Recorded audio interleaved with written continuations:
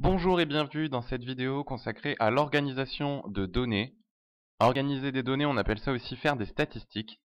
Aujourd'hui, nous allons parler du mot effectif. Et on va commencer rapidement par expliquer la différence entre faire des statistiques et des probabilités. Faire des probabilités, c'est essayer de prévoir le futur.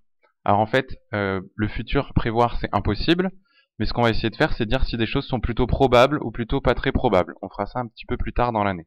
Faire des statistiques, au contraire, c'est travailler sur des choses qu'on connaît déjà, des données qu'on a recueillies, et c'est en fait les ranger, les trier, les organiser, pour pouvoir les analyser ou les comparer avec d'autres données.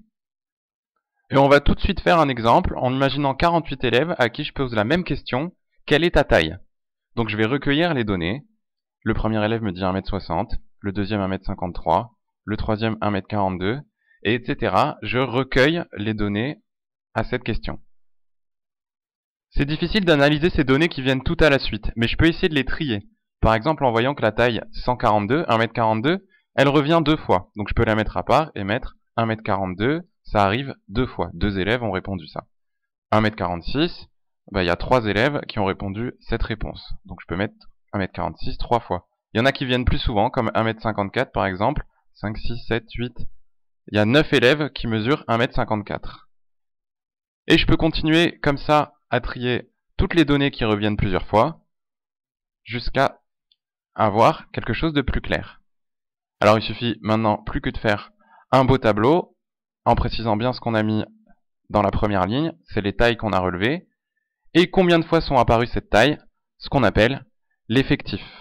Présenté de cette manière, certaines informations sont plus facilement lisibles. Par exemple, la case en bleu me dit que 3 élèves mesurent 1m46, ou cette case-ci me dit que 7 élèves mesurent 1m53. La définition donc du mot effectif, c'est tout simplement le nombre de fois où la donnée apparaît.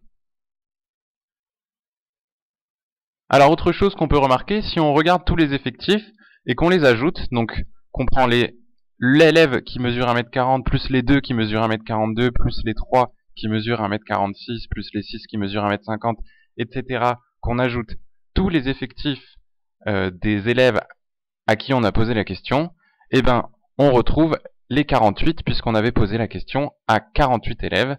Et là, on obtient ce qu'on appelle l'effectif total.